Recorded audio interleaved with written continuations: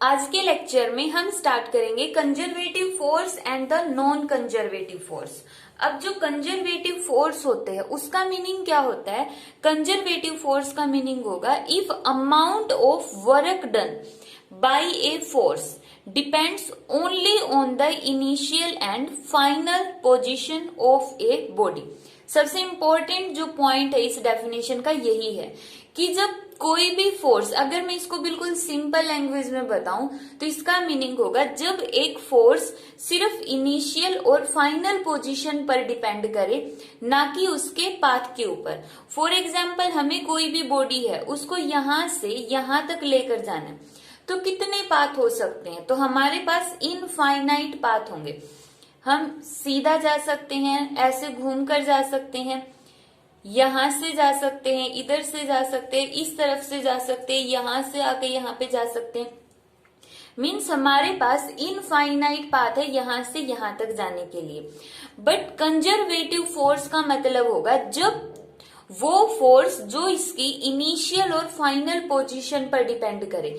Means एक तरह से उस टाइम पे हमारे लिए इनके बीच की शॉर्टेस्ट डिस्टेंस मायने रखेगी। मीन्स डिस्प्लेसमेंट मायने रखेगी।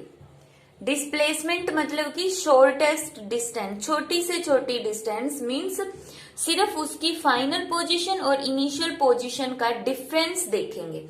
यही बात इसकी कंजर्वेटिव फोर्स की सबसे मेन पॉइंट होता है।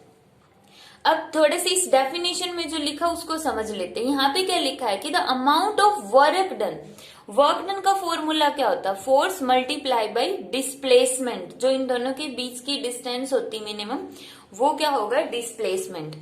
तो work done by a force depends only on the initial and final position of a body and not on the path followed by the body।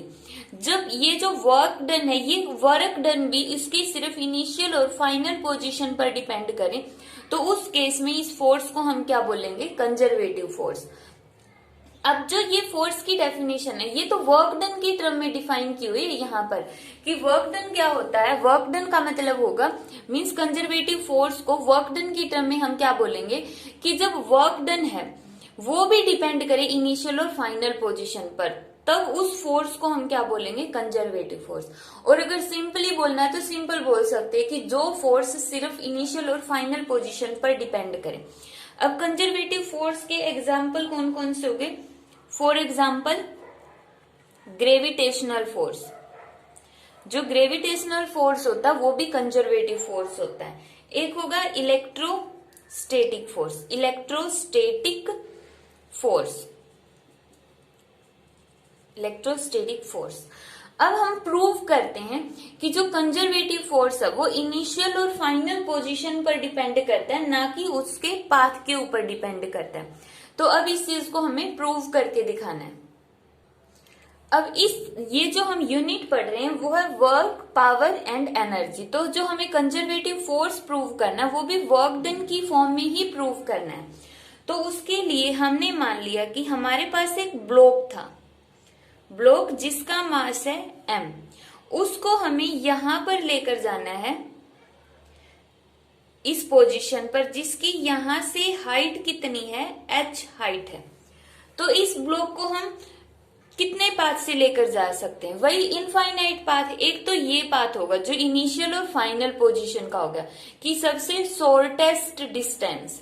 दूसरा हम पाथ ले लेते हैं कि ये जो ब्लॉक है, यहाँ पे हम थोड़ा सा छोटा बना लेते हैं, इसको हम पहले इधर लेकर जाएंगे, ऊपर, इतना ऊपर लेकर गए, फिर यहाँ पर लेकर जाएंगे, फिर इस साइड, फिर इस साइड, फिर इस साइड, और फिर इसको हम क्या कर देंगे? यहाँ पर ले गए।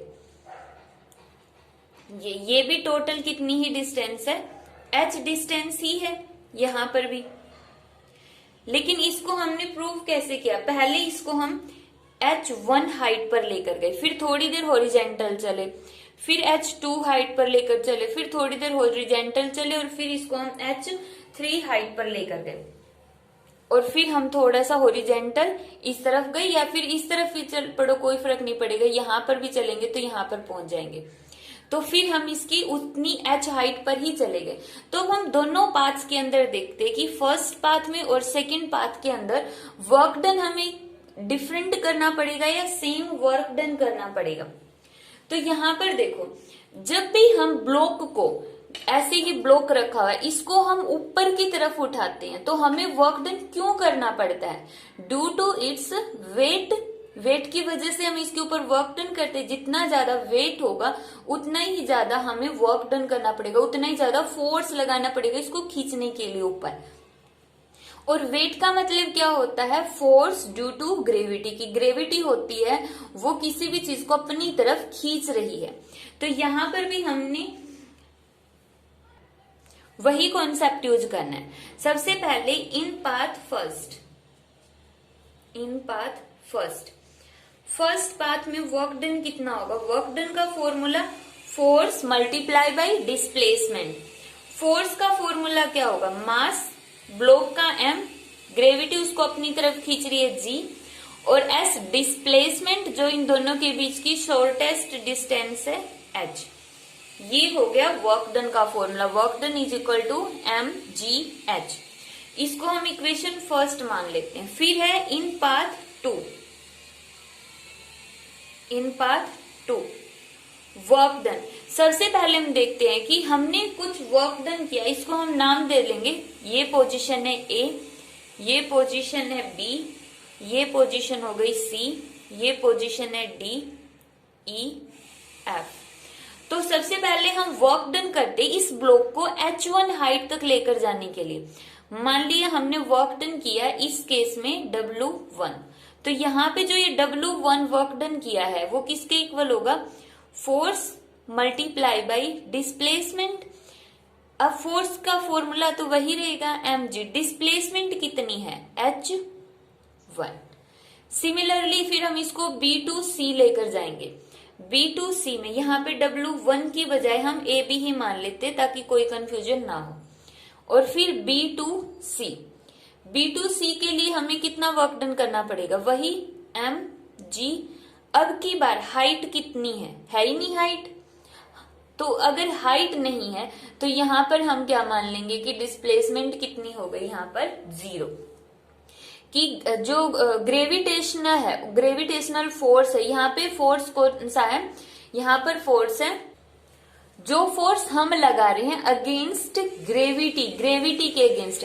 अगर हमने 5 न्यूटन फोर्स लगाया तो ये फोर्स किसके अगेंस्ट लगा है? ग्रेविटी के अगेंस्ट। तो इसका मतलब इस ब्लॉक पर, जिस ब्लॉक को ऊपर उठाने के लिए हमने 5 न्यूटन फोर्स लगाया, ग्रेविटी इसको 5 न्यूटन से नीचे खींच रही है।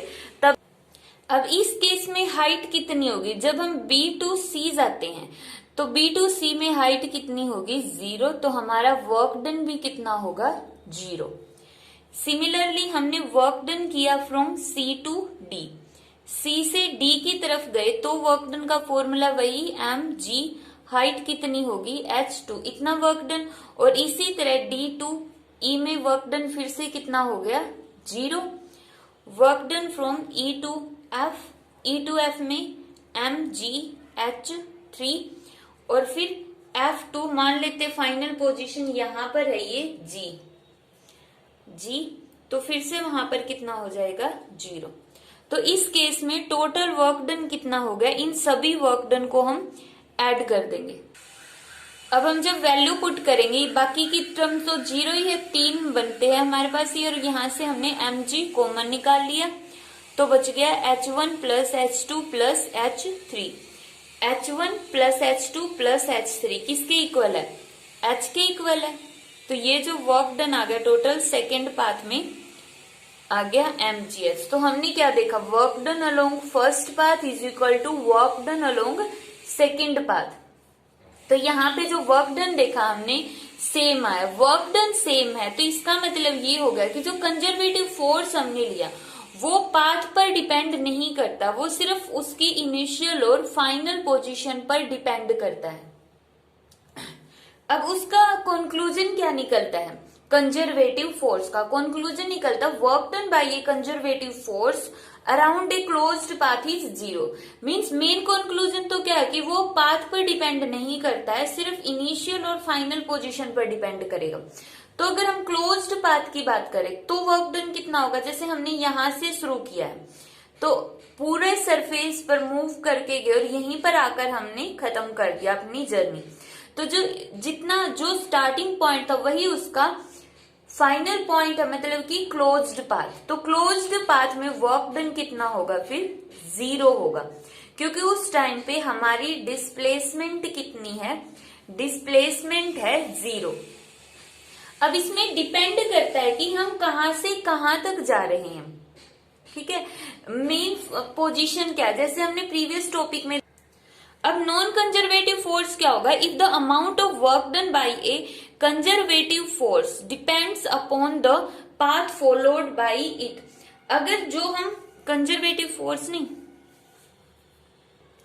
नॉन कंजर्वेटिव फोर्स क्या होगा, if the amount of work done by a force depends upon the path followed. अगर जो हम वर्क डन कर रहे हैं वो पाथ पर डिपेंड करता है, दैट मीन्स वो फोर्स क्या है, नॉन कंजर्वेटिव फोर्स है। जैसे फ्रिक्शनल फोर्स हमने लिया कि फ्रिक्शनल फोर्स के अंदर जो वर्क डन का फॉर्मूला है वो F multiply by displacement frictional force किसके इक्वल हो गया, म्यू आर एस।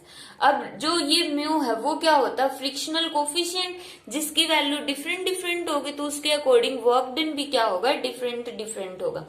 तो अगर फोर्स पाथ पर डिपेंड करे तो इसका मतलब वो क्या है, नॉन कंजर्वेटिव, और अगर वो पाथ पर डिपेंड ना करे तो वो फोर्स हो गया कंजर्वेटिव।